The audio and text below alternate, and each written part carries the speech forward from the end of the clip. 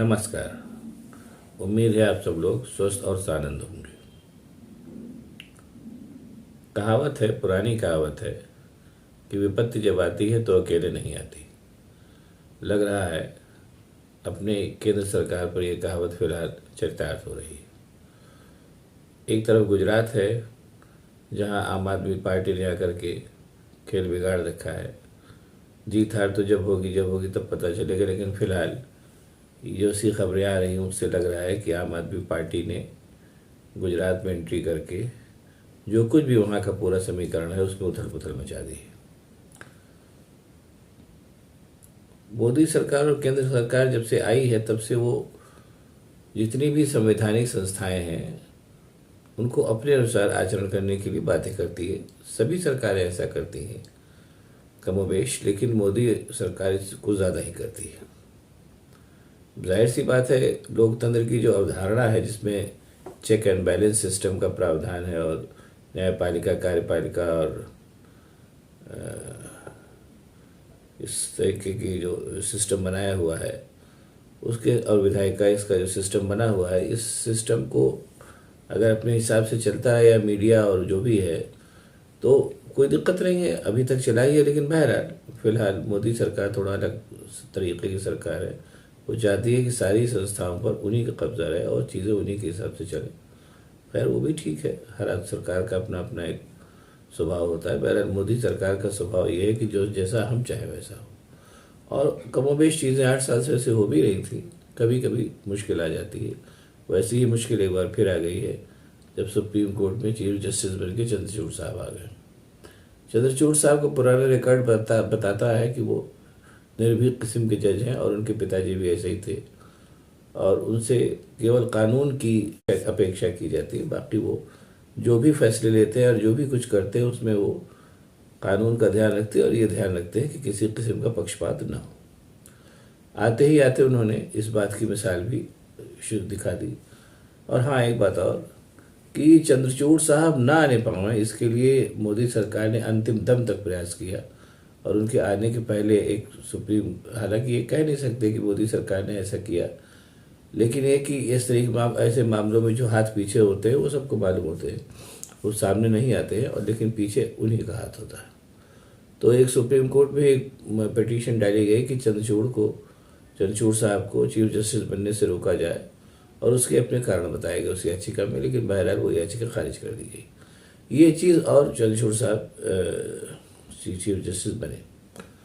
और वैसे और चंद्रचूड़ साहब, अच्छा एक चीज़ और है, मोदी सरकार में एक चीज़ और भी है कि मोदी सरकार चीज़ों को अपमान करने में भरोसा करती है और उसके लिए बहाने तलाशती रहती है। तो चंद्रचूड़ साहब की शपथ ग्रहण समारोह में भी मोदी साहब नहीं आए, कहीं और चले गए, शायद गुजरात चले गए। लेकिन बहरहाल जो प्रोटोकॉल कहता है वो कि उनको होना चाहिए था, नहीं आए कोई बात नहीं। वैसे भी वो संवैधानिक संस्थाओं के उसमें बहुत ज़्यादा यकीन नहीं करते हैं। बहरहाल चंद्रचूड़ साहब चीफ जस्टिस बन गए, और बनते ही फिर उन्होंने चीज़ों को, न्याय व्यवस्था को जो एक तरीके से पटरी पर से उतर गई थी उसको पटरी पर लाने की कोशिश शुरू कर दी है। किस हद तक सफल होते हैं ये तो समय बताएगा। सबसे पहले तो एक सफाई कर्मचारी का केस था जिसको कि केंद्र सरकार लेकर सुप्रीम कोर्ट तक पहुंची। तो चंद्रचूड़ साहब ने फटकार लगाया कि क्या हो रहा है, छोटे सफाई कर्मचारी के केस को लेकर के आप सुप्रीम कोर्ट तक आ रहे हैं, ये बुरी बात है, ऐसा नहीं होना चाहिए। उसी तरीके से जो ये आजकल ये वाला मामला चल रहा है नोटबंदी वाला, उसमें सरकार ने उनसे और समय मांगा। जो भी तथ्य और जो भी साक्ष्य पेश करने के लिए केंद्र सरकार को कहा गया सुप्रीम कोर्ट की तरफ से, उसको उन्होंने समय पे नहीं दिया। तो उस पर भी उनको केंद्र सरकार को फटकार पड़ी कि आप समय से सारे साक्ष्य और सारे दस्तावेज उपस्थित करिए। उसी तरीके से आजम खान के मामले में भी हुआ। योगी सरकार ने आजम खान के मामले में उनकी विधायकी रद्द करने के लिए जो तत्परता दिखाई, उस पर आजम खान, जाहिर सी बात है, सुप्रीम कोर्ट जाएंगे ही, हो गए। वहाँ भी उनसे पूछा गया योगी सरकार से, भाई ऐसी कौन सी जल्दी है कि आप इस तरीके से हड़बड़ी में हैं और चीज़ों को करने में। तो ये सब चीज़ें बता रही हैं कि जो प्राकृतिक न्याय का जो सिद्धांत है, जिसके आधार पर हमारी कानून व्यवस्था चल रही है, उस चीज़ को फिर से स्थापित करने में चंद्रचूड़ साहब जुटे हुए हैं, और 2 साल का कार्यकाल उनके पास, ईश्वर चाहेगा तो वो सफल होंगे।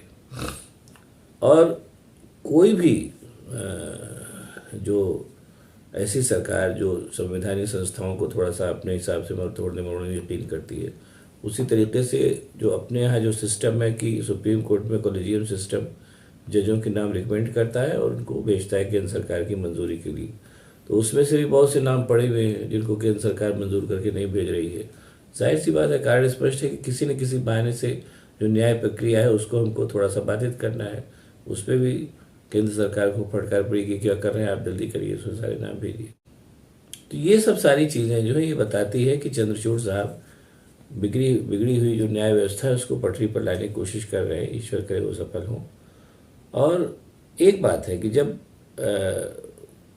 सत्ता पर या शीर्ष पर उसकी या जो भी संस्था है, चाहे वो जैसे मैंने बताया न्यायपालिका हो या व्यवस्थापिका हो या कार्यपालिका हो, उसके शीर्ष पर कोई ईमानदार आदमी होता है तो उसका खौफ नीचे तक दिखाई देता है। अब ये खौफ कहें या क्या कहें तो मैं नहीं कह सकता, लेकिन अभी लखनऊ में एक कांड हुआ जिसमें एक लड़के ने एक लड़की को शादी किया, नहीं की है तो एग्जैक्ट अभी नहीं पता है, लेकिन बहरहाल उसने उस लड़की से प्रेम किया और वो लड़का मुसलमान है, उस लड़की हिंदू है, तो उस पर मुसलमान बनने का दबाव डाल रहा था। उसी दबाव को बनाने के चक्कर में उसने उसको फ्लैट से निकाल के बाहर फेंक दिया। अब इस मामले में जाहिर सी बात है मामला बहुत गंभीर और बहुत ही ऐसा मामला है जो जिसकी जितनी भी निंदा की जाए कम है।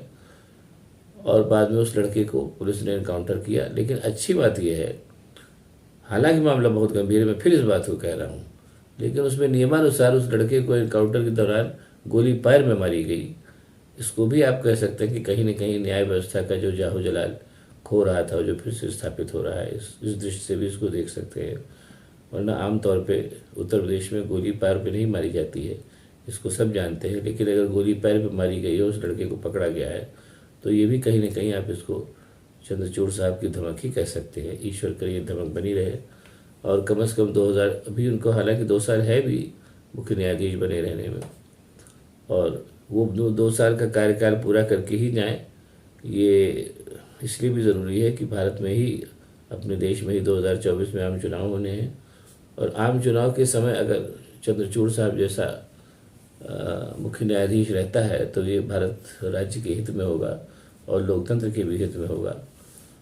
जैसा हो, हालांकि जैसी परंपरा रही और जैसी आजकल सिचुएशन दिख रही है, चंद्रचूड़ साहब अपना कार्यकाल पूरा करेंगे, इसको लेकर के भी तमाम बाधाएं खड़ी की जाएंगी, जैसा फिलहाल जैसा पिछला समय में जैसा पिछले उदाहरण है। लेकिन चूंकि उनका एक बेदाग करियर रहा है, वो केवल एक अपने काम से काम रखने वाले मुख्य न्यायाधीश रहे हैं और हैं भी, तो इसलिए ये ज़्यादा मानना चाहिए कि उनका 2 साल का कार्यकाल निर्विघ्न पूरा होगा और उसके बाद भी और आगे की ऊंचाइयां छुएंगे। फिलहाल वो 2 साल, जैसा मैंने कहा फिर कह रहा हूँ, वो 2 साल तक मुख्य न्यायाधीश बने रहें। ये चीज़ भारतीय लोकतंत्र और भारत राष्ट्र राज्य के हित में होगी। अगर आपको ये वीडियो पसंद आया हो तो इसको शेयर करिए, लाइक करिए, सब्सक्राइब करिए। बहुत बहुत धन्यवाद। नमस्कार।